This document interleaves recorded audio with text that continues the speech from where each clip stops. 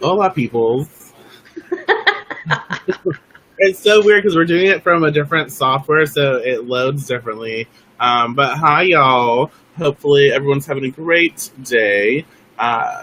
We're here, aka I'm here, with Melissa the Dreadful Mystic, Hey y'all.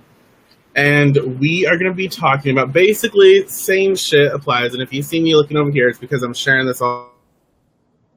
Um, we're going to talk about how to curse, how what you need to know before you curse, and it's something that we've talked about before, but why not talk about it again? Recently, we sort of discovered a certain, certain information presented on.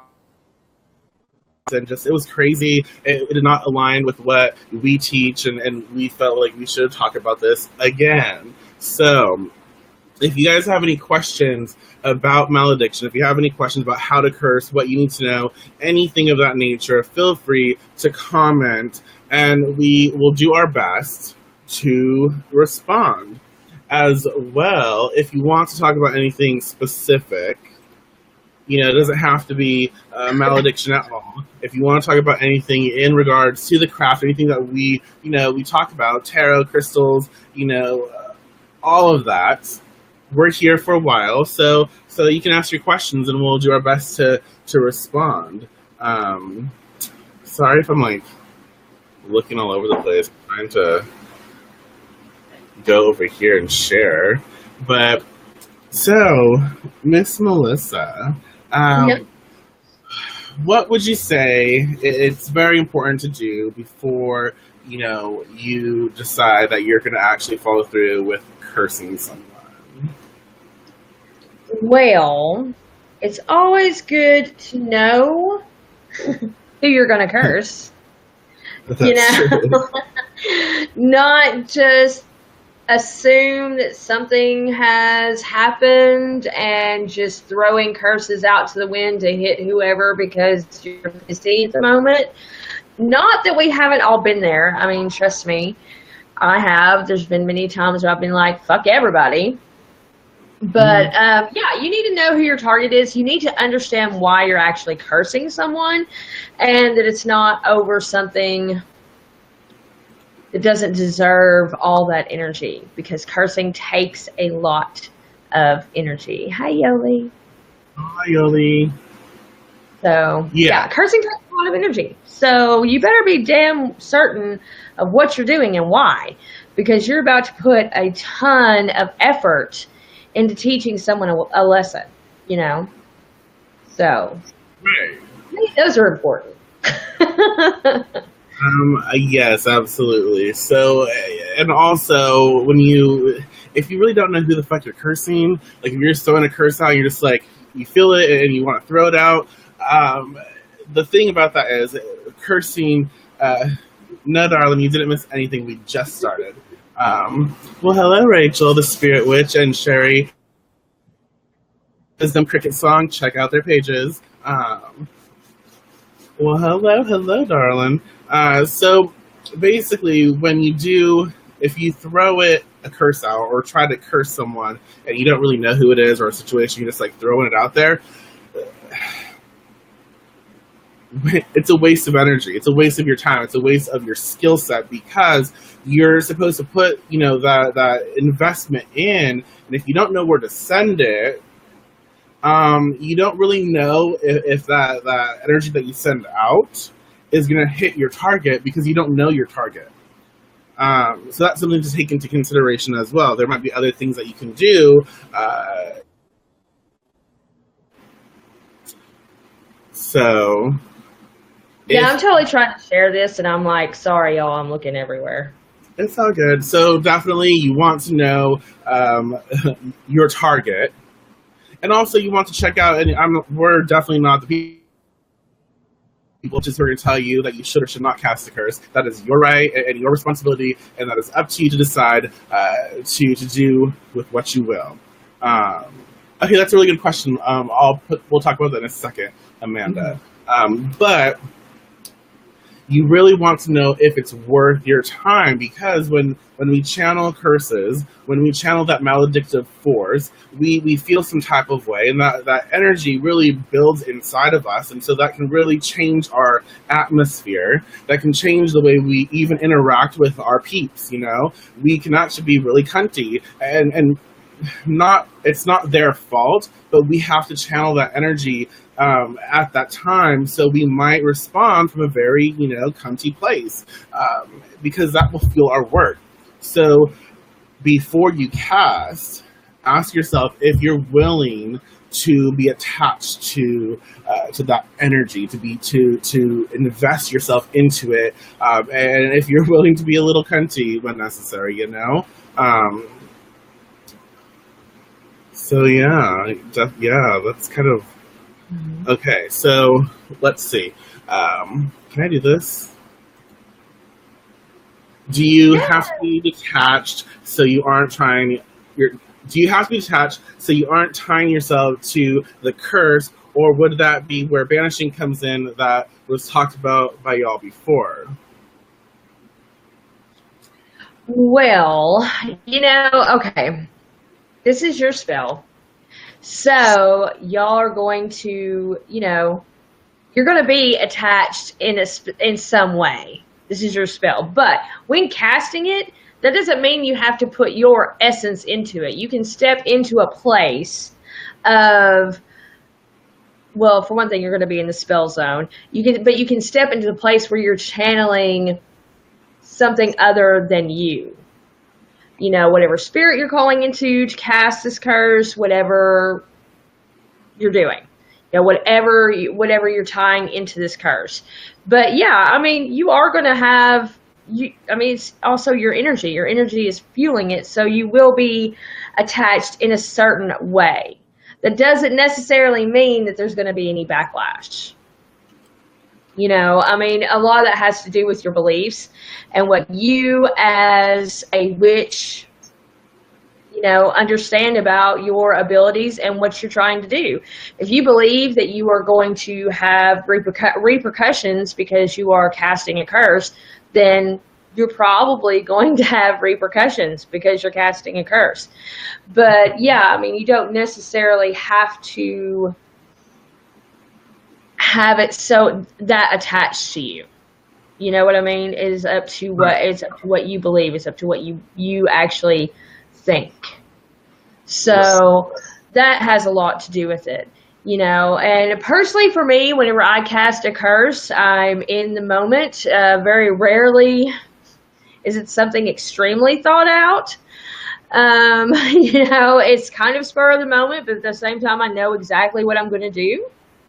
So whenever I'm getting ready to cast that curse, whatever spirits, whether it's my ancestors or a specific deity or whatever that I'm going to call upon to help me with this curse, that is what I'm channeling. That is the energy that's going into it. And I always call upon something of that nature, because I don't, for the specific purpose that I don't want them to know it was me. Necessarily, sometimes you do, but I don't want it to be flavored with my specific energy per se strongly. I hope that makes sense. It's kind of hard to put into words. Well, and also I think it depends on what you mean by detached, I guess. You don't want to be detached where you're so monotone and you're far removed from the actual casting experience, because, let's just be honest, when you're utilizing maledictive force, you cannot necessarily be detached because you're so invested in that emotion and you channel that emotion. So it's really hard to be detached and channel that hatred or anger or, whatever you're utilizing to fuel your work. So you don't want to be detached in that sense, but you want to be fully invested. But at the same you don't want to, it's kind of like you have to borderline it, you know, you want to be slightly detached in the sense where it's not just your essence that you're using, but you want to be able to channel that energy into creating something for yourself. So a lot of times there's witches who will be like, it's not me who is doing this, but it is the power of whatever deity that they're working with, or the power of whatever spirit that they're working with. And so when and if depending on your target, if they send something back, or if they're protected by angels, or, you know, whatever, their guides, whatever, if it's sent back, when it's the energy, the spirit is reversed, it's not going to hit you. It's not going to have your initial imprint on it, because the way you worded it, the way you cast it was as like a stand-in, you know, something stood in as you were doing the work, you know? So, exactly. Yeah. That was a good question. That's a really good question. Good question. But let's see. You need all corners covered, especially working on behalf of others. That's another interesting thing, is casting malediction on behalf of another. But I personally feel like if I'm casting malediction on behalf of someone else, I'm not tied to that. Yes, my working is there. Yes, I'm the witch casting, but I'm actually using the other person as well as the other elements and the other things that I utilize in my casting. But it's the other person that's going to take responsibility for that, because I'm just which can channel that energy to create what they want. So it is the person who came to me and asked me to do this that is responsible for that, in a sense. Does that make sense? Yeah, that makes total sense. I mean, that's like with anything you create for, you know, if you are a witch by trade and you are creating products, those products are not tied, you know, to you. Like Zoe just said, you're the tool for the other. Exactly. You're just a part of the process. You are, in fact, a tool. So that sort of sounds horrible, but you know what I mean. But you know, you are the tool. So you don't have to. I don't ever associate, you know, my essence is being a part of the products I create, and that includes any kind of spell work or malediction. If I'm doing just like if I'm doing a prosperity spell for a client, I'm not tied into that. I won't benefit from that prosperity spell. You know, the client will. My energy, it might be my hands, physical hands putting things together, but it's not my energy. It's not my spell. You know what I mean? I mean, right. I might have designed the spell, but it's not my spell. I'm not going to benefit from that. Yeah, and like you said, you know, Zoe, barefooted pagan, right? I got it right. Yes. I got it right this time. Okay, yes. So when the witch acts as tool, you know, when we're casting on behalf of others, we're a fucking tool. Different rules apply, you know, and so yeah, you're taking these forces, you're co-creating with them, and you're producing a result for this individual. Now, you're not tied to it. You know, at least I don't perceive that I am. I make sure that I'm not tied to it, because that's on them. That's their choice. Right. And again, y'all, if you have any questions, I'm just going to keep saying this because we have people like coming and going and all that shit. If you have any questions about malediction, aka curses, hexes, and whatnot, feel free to comment, and we will do our best to respond. If you want to talk about anything in regards to the craft, we're here to be of service, and we will do our best to respond if we know how to. So also, when you're throwing curses, when you're casting, you're going to target someone. Okay, we can talk about that in a second. You have to know why certain things go into the working that you're doing, you know? So if you're using, what do I have near me? The only thing I have near me is a selenite heart. I'd say this. A selenite heart. Selenite is a higher vibrational crystal. It channels, the cosmos. It channels, the higher chakras. It's associated with, the crown chakra and higher beings. So, yeah, that's actually what I had right next to me. I have that, and I don't. Yeah, that's as close as it gets. I do have this quartz, but if you're using such things that are higher vibrational and they're deities or higher dimensional beings, and you're actually trying to play on very physical playing ground, if you're trying to channel the underworld, or you're trying to channel very darker, or not darker, but heavier things, like more physical, you're not going to use something that's necessarily higher vibrational to really attack on the physical. Does that make sense? I mean, right. You can, but it makes no sense, because when you add like something like selenite to a curse, it brings up the energy in a sense. It's channeling that higher frequency. It's channeling almost like the cosmic soul, and so it's not where you need to be to throw a curse. Does that make sense? I'm trying to not ramble, but I'm kind of rambling. Yeah, no, it totally makes sense. I mean, for one thing, curses are you can have a curse manifest in a very psychological way, which people may associate with a little bit higher vibrations, but honestly, it's a very physical, very down to earth kind of thing. It's not a high vibration; it's a lower vibration. So if you throw in something like Sherry said, rose quartz or selenite or something that has to do with a high vibrational, it has ties to a high vibrational tool, whether it's a crystal or an herb or whatever, it's not going to work. It's going to hinder your process, because you are cursing. You are sending a physical, even if it's a mental ailment, onto someone else.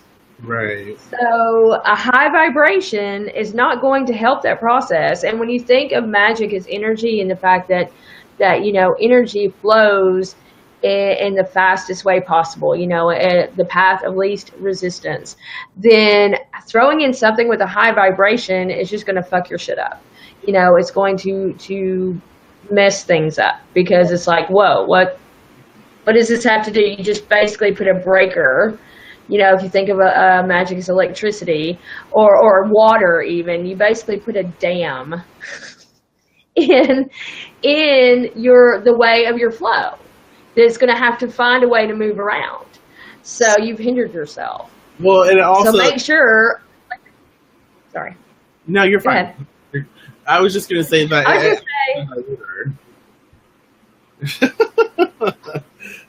You go ahead. I think you're going to make the point I was about to make anyway. I was just going to say that it acts as a diluter. Like, we have like your malediction, you have your very physical and very primal and raw thing that you need to create here in the physical world. Okay, it's right here. And then you have something that's higher vibrational, and it acts as a diluter. So this is very heavy. This is rooted in the present moment, the physical expression. This is the cosmic soul. This is the cosmic essence. This is like lighter. And so what it does is it takes away from the very physical experience. It's sort of like bringing it away. You're diluting your heaviness with something that is not necessarily meant for what you're trying to achieve. If you decided to use selenite in a curse, a very specific type of curse, I suppose, but more so these energies, they're going to dilute it. They're going to bring it up. They're going to I just don't see how working with like higher vibrational stones, in a sense, would be what you need, because it acts as a diluter. But that's just my perception. That's something that you need to take into consideration when formulating your plan of action. Right, exactly. And this is why we're always preaching to know your shit and back your shit up and know what you're doing. Understand what these herbs, stones, and everything else, what associations that you have, understood about them, the research you've done, the connections you made to them, and why they would or wouldn't go together. That way you don't have basically a mess in a pot whenever you're done that's not doing anything. Right. Sorry, I'm going through these comments. And y'all, this is our discussion time. This is not just for Melissa and I, but for you. This is our time where we can, see what you're thinking, see what you perceive, and just share. We can go back and forth, whether we agree or don't agree. We can all learn something from this. So if you have questions about, malediction, and yes, we will definitely talk about a little bit later how to break a course. I can't talk, y'all. How to possibly break a curse. So let's see. So I hear a lot about what.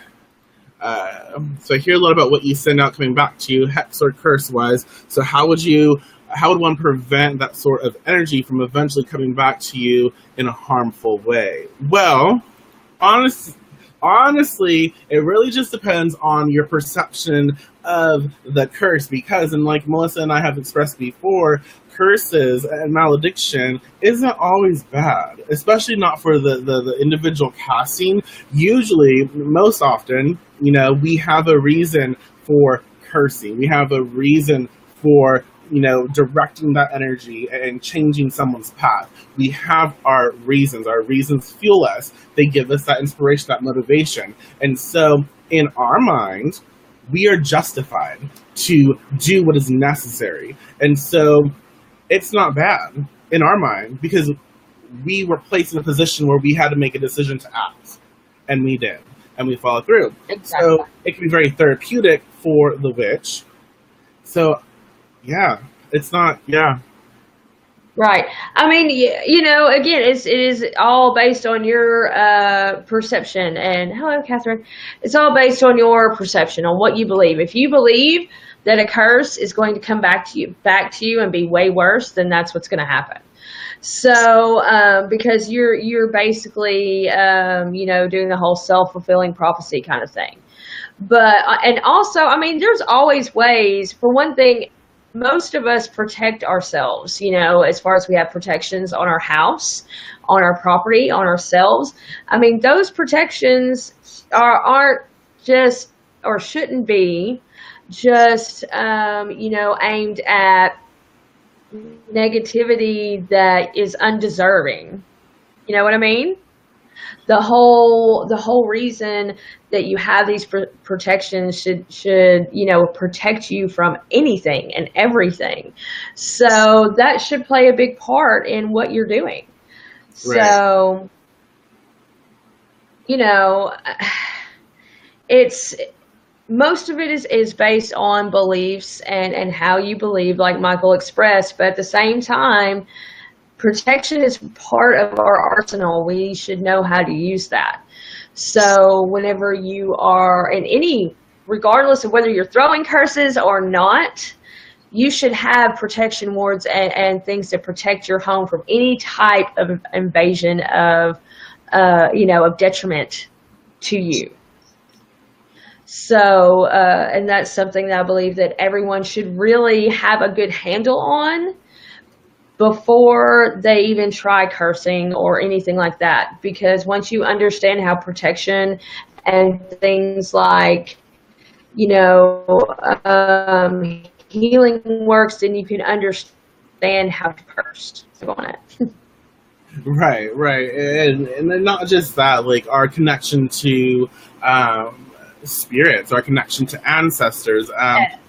Right now, the first person that pops into my head right now is Lady Ambrosia, and her connection with her ancestors, her family, her spirits, and such like that. That's so important for the witch, because if you're consistently working to honor your spirits, honor your ancestors, work with the deities that you work with, they have your back.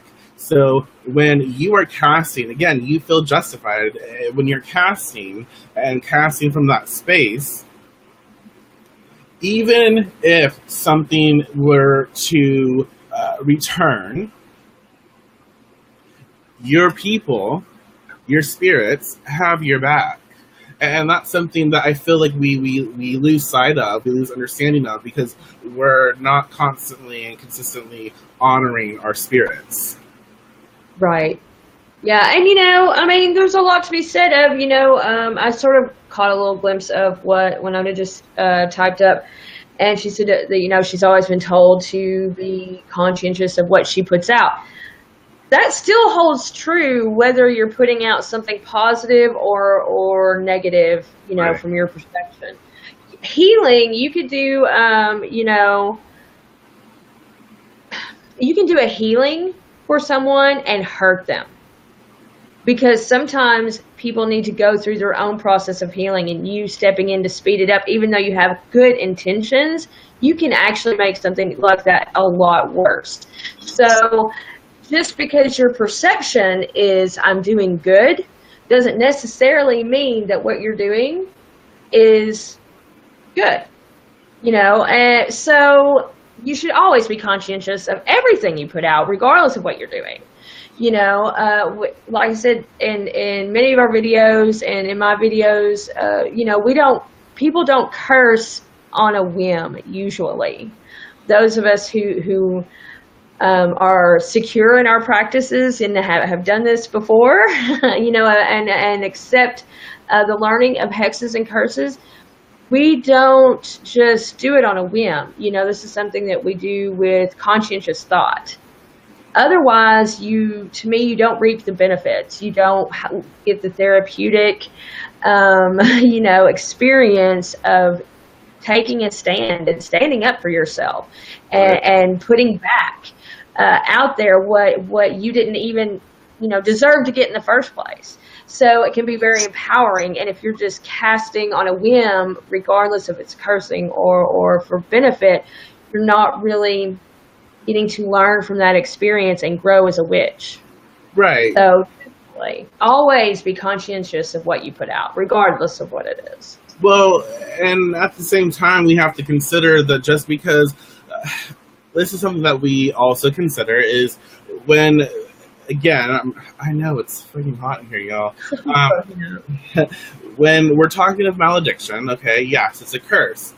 Most people are trained to think that curses are bad, but it's not bad for the witch casting. Shit, no, it's bad for it's terrible for the target, but they put themselves in that position. Okay, so let's go back to the witch that's casting the curse. So we again are justified. We have our reasonings to do what we need to do. So that energy that's being formulated and raised, and when we send it out, this energy isn't bad. It's simply energy. When it hits your target, are you going to feel bad? Again, I'm sorry for utilizing this, but this is just like to put into to whatever. If someone was raped and the witch decides to cast, towards the rapist, the law didn't do anything for them. Okay, the witch cast, and the rapist, let's say, got castrated. You think that witch is going to feel bad that something like that happened? No.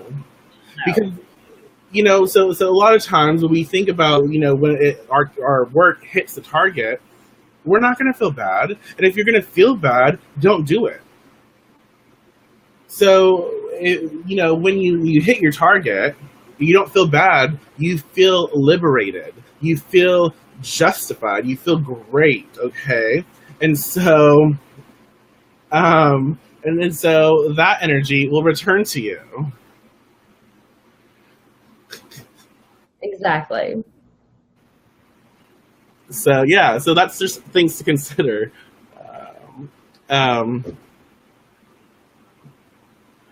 I hate that I can't read the full comments. Oh, here, you want to see? I can show it. If I show it, do you get to see the whole thing? Yeah, when you pop it up there, I can.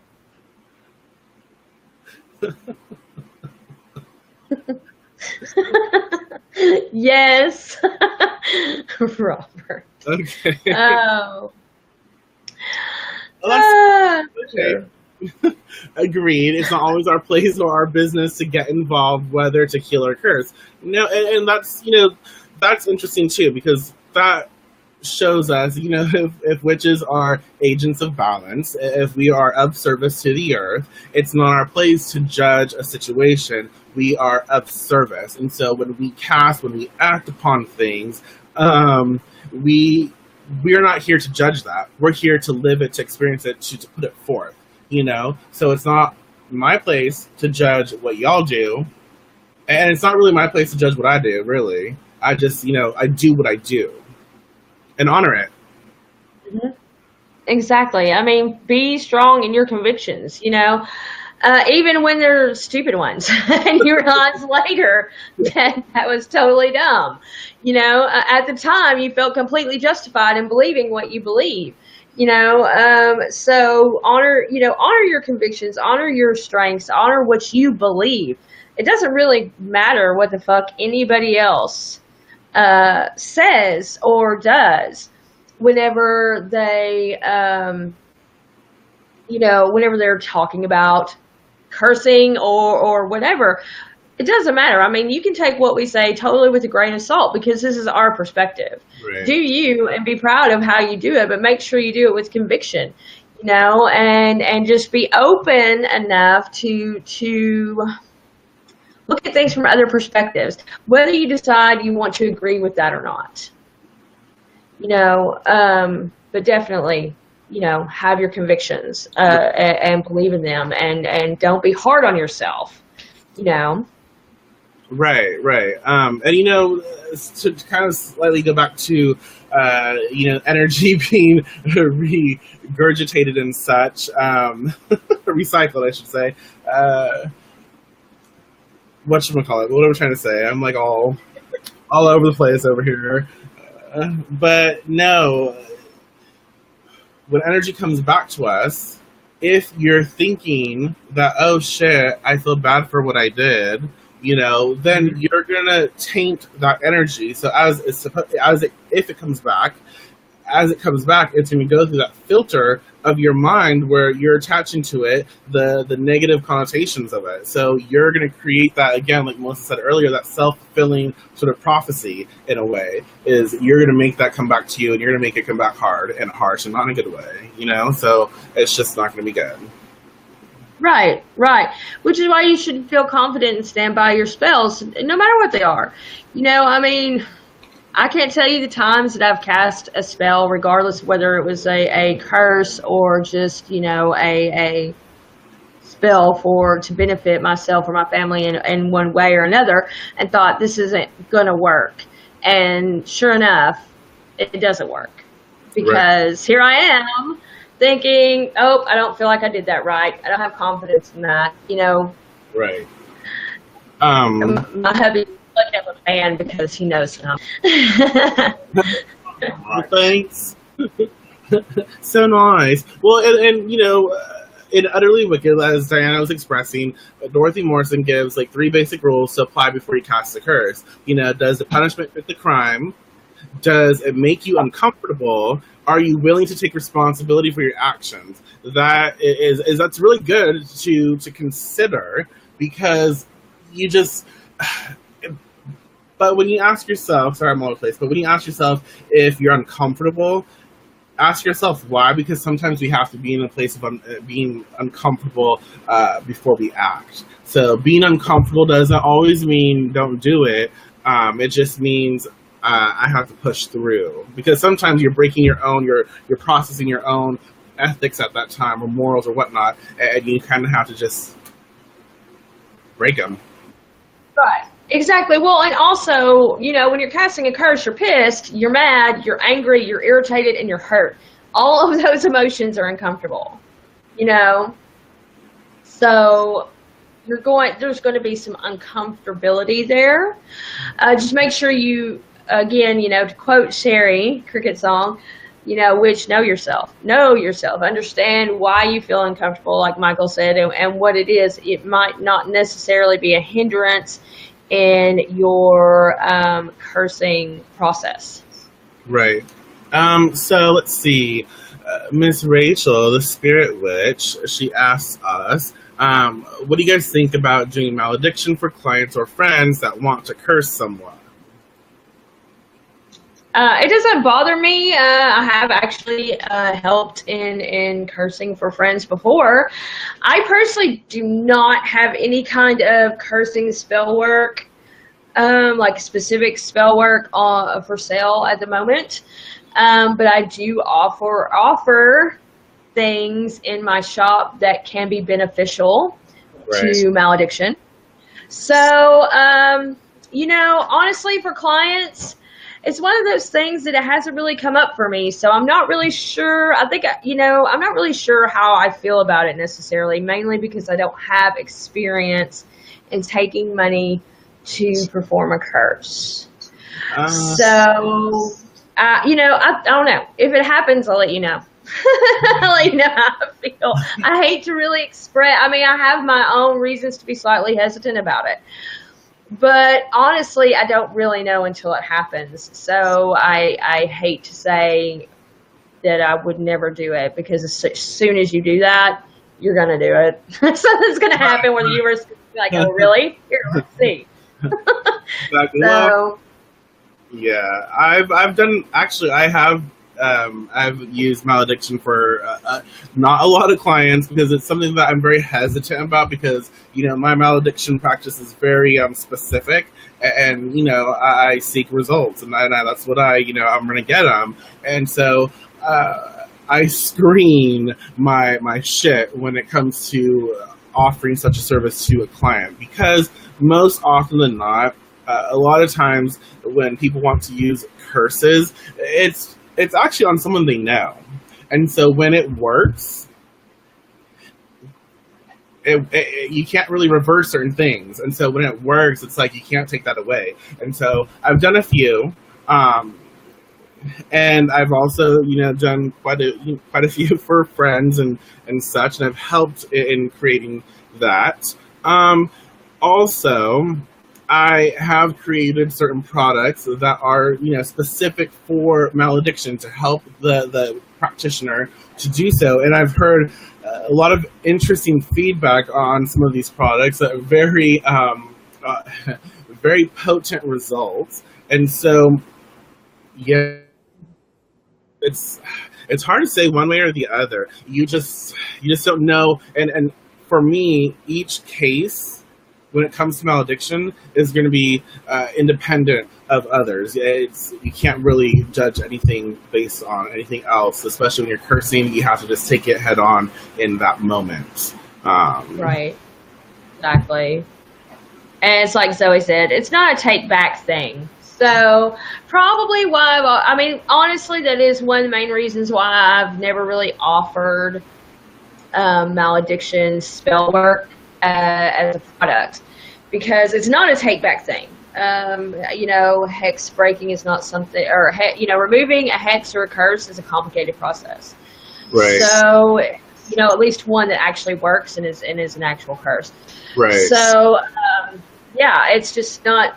There's a lot of reasons to be hesitant. Right. And is it possible? Let's see. Is it possible to curse someone out of sheer anger and bad thoughts towards someone when they've made you so angry all you can see is red? I wouldn't call it a curse. I mean, if that's all you're doing, like you're not actually doing a spell with that, if you're just thinking negative, bad, angry thoughts, you can definitely affect their environment. But I wouldn't call it a true curse, because that's something they can overcome with like most people have something in their home, most witches have something in their home that actively collects negative energy that's being sent towards them. So it doesn't affect their life, and it just collects in whatever objects you may have collecting it. So, to me, I wouldn't call it necessarily a curse, but you can definitely affect someone. Right. Let's say, and I agree with Melissa, but I'm also gonna be a little, deviant over here, slightly deviate from that. Um, Honestly, I would, again, I think it depends on the witch. I think it depends on your practice, because if you have a very, and again, I'm just going to quote, not quote, but mention Lady Ambrosia again, because I like totally respect her integration of ancestor work and such. So if you're so connected to your spirits, your ancestors, deity, and such, and you are raising that energy constantly, you're living your life. You're living as a witch, and you know what that means, and so you're investing this into, you know, all that you are. So someone really, really pisses you off, or not pisses you off, but they really hurt you, and so immediately, immediately you get into this space where you're creating something, because, you know, we have to be very aware of what we say, what we put out there as witches, because we cast often. So what we say has a little more, it manifests a little better, a little more often, I guess, than mundane individuals. So if you have that connection with spirit, they start formulating for you. So you do have to be aware of that. I wouldn't call it a curse per se, but depending on the severity of what they did, the situation, it could be, if your spirits decide to step in and be like, fuck, we're going to handle this, because, you know. Right. You know, and even then, I'd still probably call it more of a jinx than a curse. You know, which a jinx can have some ramifications, my gosh, you know, that can be long extended even. So I totally agree with that. And even like Belinda asked, what if you say I curse you? That could definitely add to it for sure. I'm not going completely. It's not, to me, it's not as powerful as an actual curse or hex. Those are cursing and hexing, especially if you are truly, you know, actually creating a spell and engaging and casting that. It's something else. You are kind of affecting someone's entire life journey, you know, because whatever is about to happen, possibly. I mean, I guess it depends on if you believe in fate, blah, blah, blah.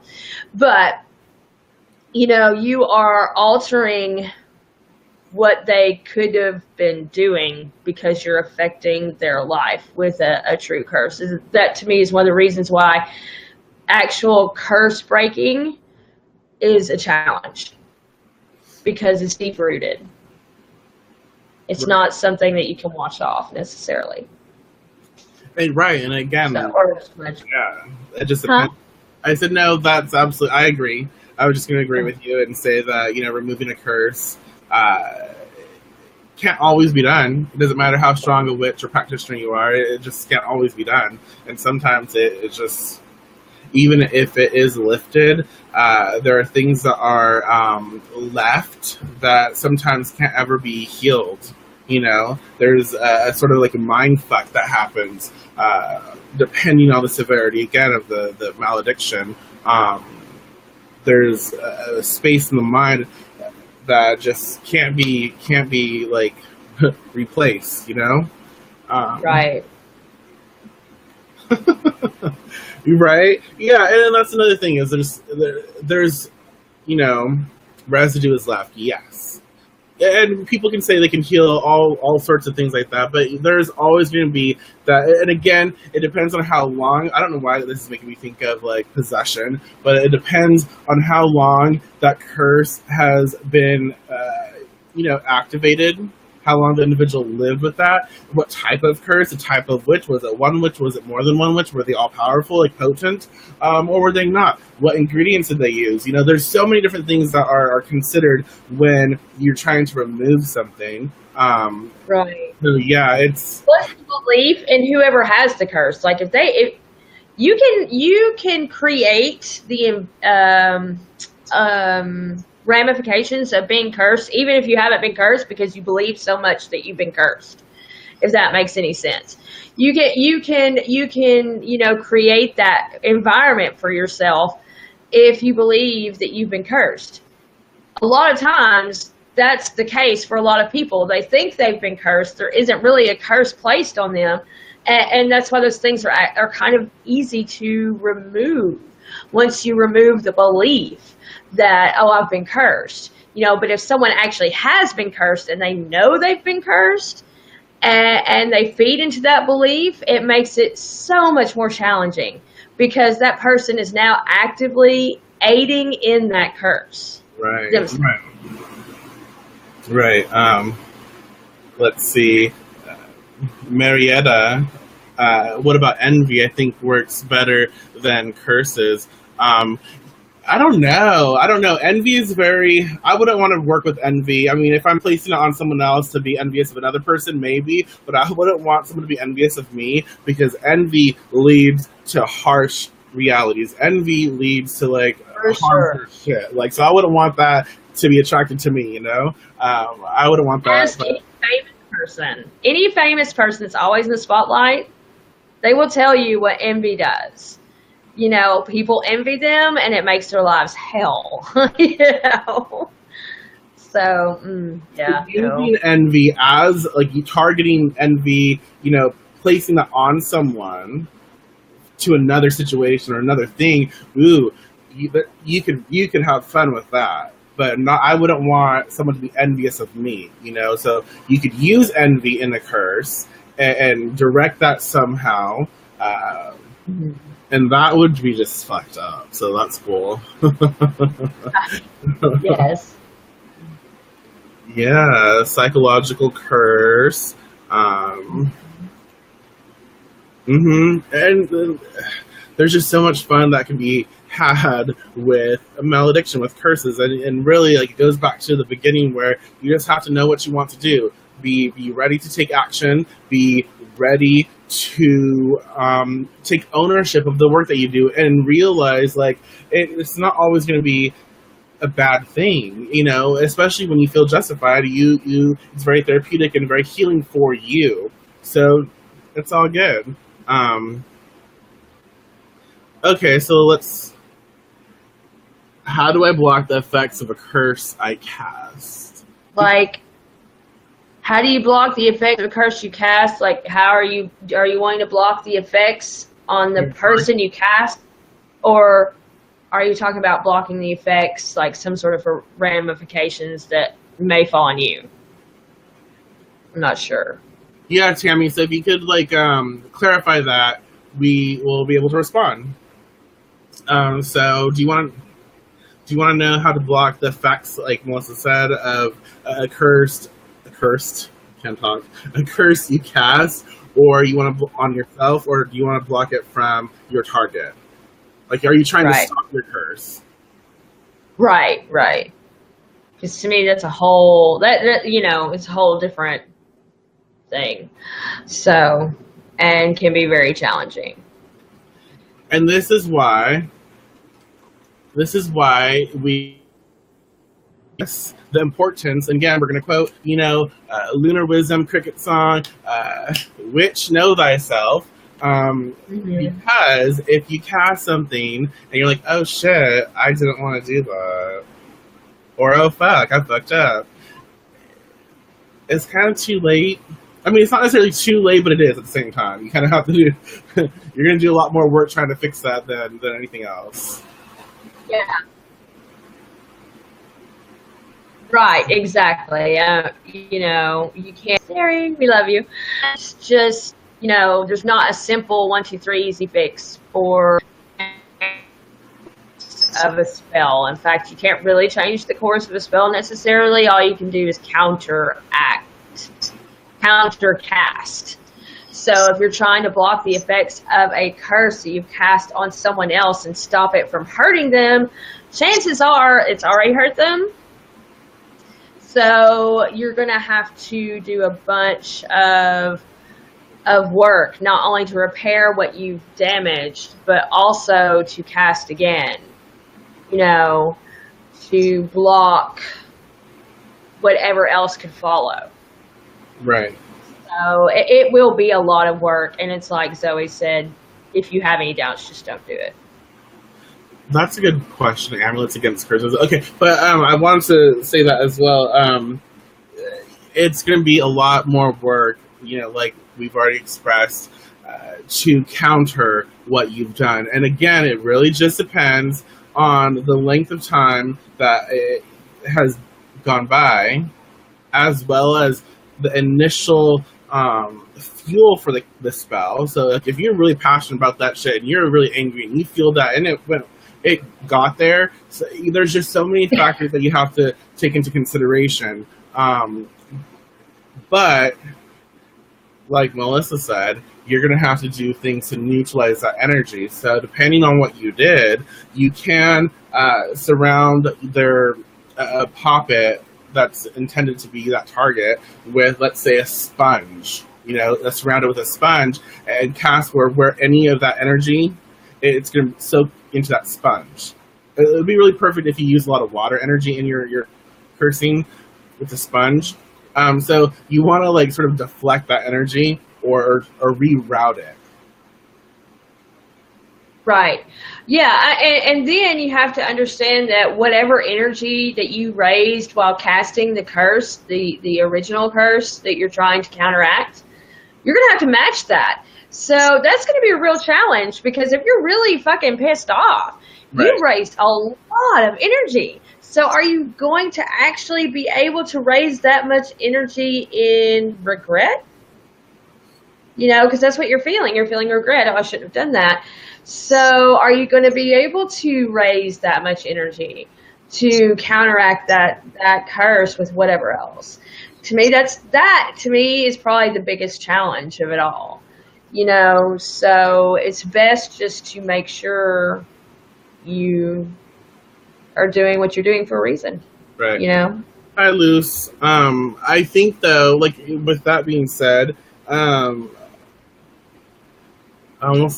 think I lost train of thought, y'all. Shit. No, when it comes to, neutralizing and all of that, this is when your curses come back on you. This is when, because you sent out that energy, and so if it's not hitting its target, it's going to return, and you're feeling that regret. You're feeling that, oh shit, I fucked up. Oh shit, then you're getting feedback. You're getting that energy coming back to you, and so that's when it comes back into you, and it's filtered through your belief system and your perceptions of why it's went wrong or why you shouldn't have done it, blah blah blah, and so it starts to manifest in your physical body as well as your physical experience to match your beliefs. So again, this is why you need, it's sort of like a boomerang. You really need to be very aware of what you do. Right. Exactly. And that, if there's anything that we cannot stress enough is back your shit up, know what you're doing and be aware of that, because otherwise that's where you really get yourself in trouble, is when you start questioning and like Michael said, having doubt and regret, and that's where things start really messing up for you. So, what about amulets against curses? Oh, that's really interesting. There are, in fact, a lot of lore and history about amulets against curses, and I totally believe that they could work. I think there's also ways around that too. Oh yeah. So a really talented witch who understands especially that specific amulet that you are using and what it represents can work around it. But to me, they're wonderful pieces of magic. Well, it kind of reminds me. I don't know if you've ever seen that Charmed episode when they go back in time and they go back into, I think, old witchy days, whatever. And they had like the very basic witchery skills. They had the amulets and such, and so it worked, but there was a way around it. So they work really good They can, but again, with so many different people creating different types of energies, different types of curses and such, you're not going to have something that's going to protect against everything. It will help. It will help diffuse certain things, but it's not going to always be 100%. So something to take into consideration. But there is something that I did want to. This right here is avoid cursing. It is better to bless. Time put in its place. That's not. If you've been here for however long we've been here on here, then you realize it's not necessarily true. Because if you avoid cursing, especially if you feel justified in that curse, and if you really need to take action and take charge and create that change for yourself, if you avoid it, if you lie to yourself, if you deny yourself your right to take action and take ownership of the situation, you hurt yourself. Not only do you hurt yourself, but you're also creating this disconnection, this disharmony with all the other supposed people that could be affected by the type of hurt that your target might also inflict. So it's not necessarily good to bless. You bless someone that you're trying to curse? No, because if you bless them, you don't feel it. You don't want to bless them. You don't want them to be happy because they hurt you on some level. They fucked with you. And so to bless them, how are you going to get to that space? You know? Yeah, exactly. Well, and even then, okay, let's say you don't want to curse, and it's totally fine. It's your prerogative. You know, to say that time puts everything in its place is bullshit. How many people have you seen just in the recent, like, current events that have gotten away with, I mean, Bill Cosby, hello? He got away with raping like 60 women, and now it's doing a fucking circuit around hall meetings to teach men how to avoid persecution. Time doesn't put anybody in its place. People get away with shit all the time. Yeah. So, no, I'm sorry. That is a very wonderful ideology that would be wonderful to believe in, but it's bullshit. Well, and if you think about it as well, you know, time is not linear, you know, so time might set things into place, but it might not be tomorrow, it might not be next week, it might not be next year, it might not even be in the witch's lifetime. So you're not going to benefit from that. You might not benefit from that. So that's where it becomes like more challenging, where you're going to go through life hurt, and you're going to have that belief, that pattern, where, you know, you have this situation where you're just holding on to it, and it's so deep and dark, and you're going to carry that with you until it's, you know, time puts it in its place. And I'm not trying to, you know, say your perception is wrong. It's just I don't necessarily agree with it, because the harm really that it can cause as you try to wait for something to balance it out, you know, when if you initially handled it, it might not, it won't be as long. Right, exactly. Love you, Robert. Night. Sorry, y'all, that's my hubby. But yeah, exactly. I mean, there's so many reasons why that, to me, is can be a very dangerous thought process to you know, bless people that hurt you and things like that.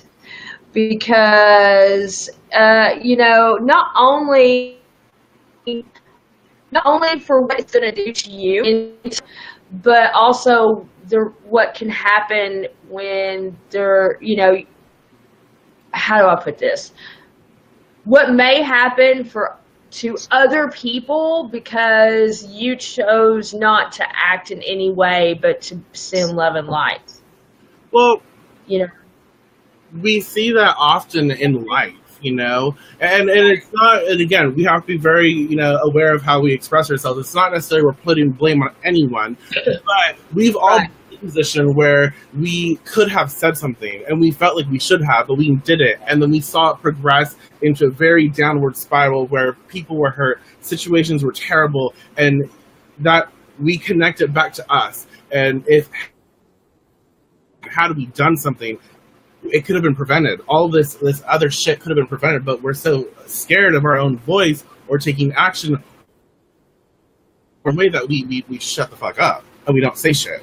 Right, and that just makes everything more detrimental for you, because even if it's not necessarily your fault, just because you didn't say anything, oops, Sorry, knock stuff over. But it's still something you're thinking. It's something that you're putting into your space. So you would have it can be serious. It can be a serious mind fuck to just be all, oh well, this person severely hurt me or seriously hurt me or seriously hurt people I love, but I'm just gonna bless them.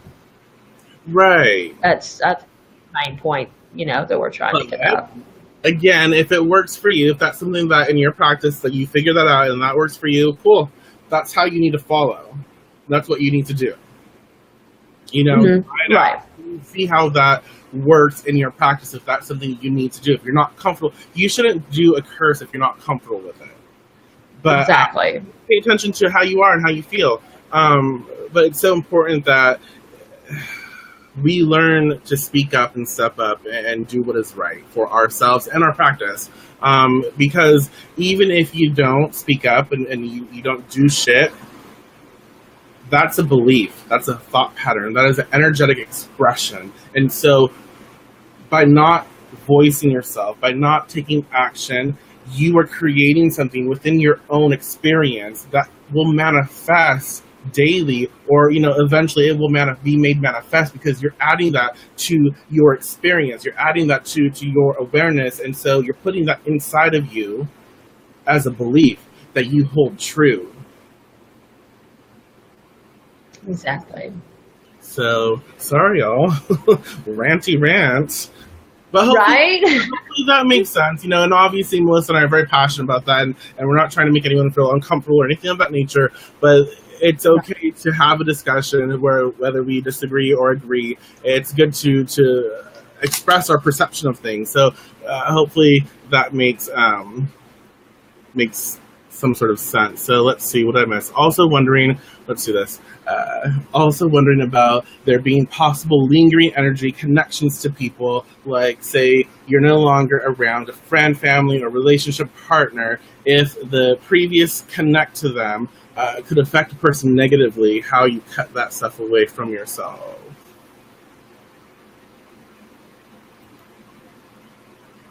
So basically, if we were, certain people that we are no longer associated with, if they're still influencing us to this day, how do we release that?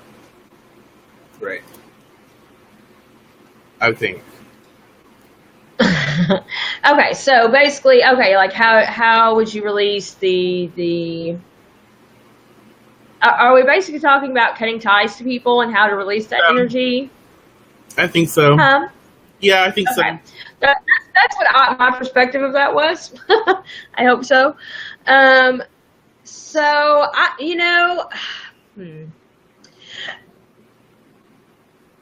man, it really just depends on the connection to these people that you had. I mean, if it was a negative connection and you're trying to rid yourself of that, is that what's going on? Or, or are you talking about like something, the effects of you casting on a curse on someone who is connected to you by blood or family or friend, used to be, or in that situation? Is that what we're talking about? Like you can just feel negative around them, and if seems being around that person just drains you. Oh, like energy wise. Oh, so just like draining individuals, like having an influence on you. Right. Is that what we're talking about? I think so. Okay, so well, go ahead. You go ahead. No, I was just gonna say basically, if we're understanding correctly, the easiest thing, and I've expressed this in other videos, is to call your power back. I went to pagan pride, whatever they call it, pagan day, something. I don't know, can't remember what it's called. Pagan Pride Day, something. Anyways, one of my first experiences there was a very potent, very powerful witch. And she basically just said, every day we give of ourselves. We leave our energy everywhere we go. We wake up, we leave some at home, we leave some, when we greet everyone. So what you need to do is call your fucking energy back and claim your space. And the more you call your energy back into your own self, the more you fully integrate that, Pagan Project, thank you, Sherry. The more there's not really room for other people and their bullshit to take, residence in you. So you basically Right. just another thing I was taught in psychic training was, get this, your vision of a golden sun, place it over your head, put the current date, your current location, and program it to attract all of your energy and see it, gather all energy, see it get full. And once it is, place also like different, emotions that you want to experience, different feelings you want to experience, happiness, comfort, security, stability, and put it all in that sun and see it collect everything. Once it's full, crack that shit open and see it, fill you from your crown chakra all the way down to your feet and ground out. Yes, that's awesome. And also, anytime you're physically around people like that, before, when you get home, personally, for me, I always leave a little something outside to deal with it outside before I even bring it into my home. That's not always possible for people. But either as soon as you get home or before you walk through the door, cleanse yourself off, get whatever you want to use, whether it's Four Thieves vinegar or Florida water or sage or some sort of spritz or spray to knock that shit away, before you bring it into your home. And make sure you're cleansing your home and stuff on a regular basis, because we drag in all kinds of crap. And when we're around people who are specifically draining on us, especially those that we're related to, you really have to make an effort to keep your home, where you live, where you walk, the door you always walk into, the door you walk out of, if they're different, whatever, clear of energy and free of all this junk that you drag in. Right. So make sure you're doing that regularly, especially when you're around people like that. To me, that is one of those things that is, something that everyone should do, especially, witches, anybody who is empathic. Make sure that you are cleansing yourself off on the regular, because those people, those energies will follow you home and they will affect your entire home life. And there's also shields, y'all. I mean, I know that this is something that you hear a lot, talked about a lot, especially, new agey type thing, but they work. Perfect your shields. Make sure that you can program your shields that you use regularly to block specific energy from specific people. So make sure you do that. Right. Yes, exactly, Rachel. That's exactly right. That's awesome. Well, and I think, we don't do enough spiritual cleaning. We don't do, we take for granted what we do once a month, or every few months, whatever. But we're expressing ourselves and we're sharing ourselves, especially as witches. We connect with energies, and so we really leave a lot more of ourselves than most mundane people. Everywhere, and so we have to just get into the habit of calling our shit back. And the more that you're fully present, the more you realize like other people are not going to have as much influence on you. They will annoy you, but if you're really present in your own body and you don't have everything else everywhere else, you're fully present, it's gonna be like, whatever, bye, shit. See you right, exactly. Right. But yeah, I mean, cleansing and clearing your house, your body, your energy, everything, y'all, it should be more than a new moon and full moon thing. Mm-hmm. It really should. It should be really a daily practice, especially if you're out and about and doing stuff out with, if you're peopling a lot. Peopling, yes. So, definitely, yes, witches' ladders are awesome. I love them. But yeah, whatever you need, to around your doors. Yes, Florida waters, exactly. Especially for places like working in a nursing home or a hospital. Talk about an energy suck. mojo bags above doorways, whatever it is, make sure that you have something in place that helps to cleanse you off and clear out your personal energy, because we, as witches, drag a whole bunch of junk home. We do. So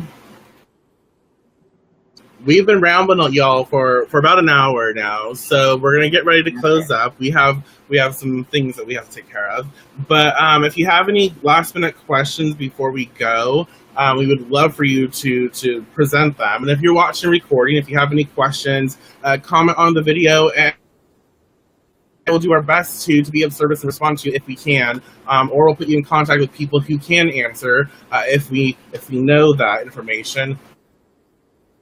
So, again, while y'all decide if you want to leave a comment or ask us some questions before we go, I'm just going to say, make sure to check out The Dreadful Mystic on Facebook, as well as her website, melissathedreadfulmystic.com.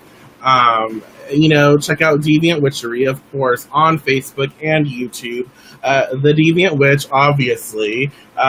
Familiars of the Fifth House. Check that page out. It's wonderful. It's a really great collaborative page. We're going to have a lot of fun. I think we are looking for people to be a part of Familiars of the Fifth House, but there are requirements. You have to run your page. You have to have a page that you run already, and you have to be, passionate about your craft, and you have to be willing to put in the work and just share. So if you're interested and you have a page that you run already, message me, message the Familiars of the Fifth House page, whatever. But yes, we definitely are Sherry. Hint. Yes, Sherry. Fun. It's really fun. Check out Sassy's Cauldron. My girl Sassy, she got her page stolen and fucked up and hacked. And she had such a great following, such a great community that she built. She started again. So she's just a great person. She's so fun. So check out Sassy's Cauldron.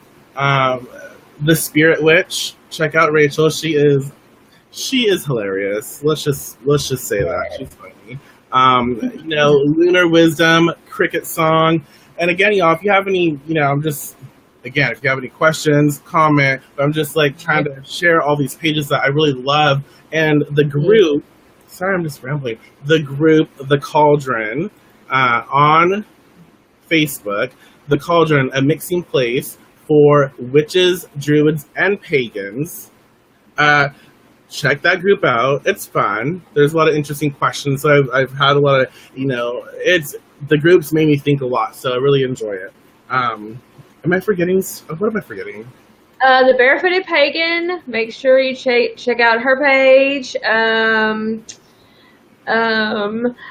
We did say Cricket Song and Lunar Wisdom, right? And Sacred Lunar Wisdom, Sacred Circle she had. In fact, she just had a show tonight. Make sure you check out her YouTube. Who else we got here? We had so many people on here tonight that have their own stuff. Ethereal Inside Astrology, Dark Pixie Astrology. Yes. Damn. The Heathen Homesteader, The Well and Spindle. Karina. Yes. I can't think of anybody else. Think of a ton when we leave. I know, y'all, but we really do.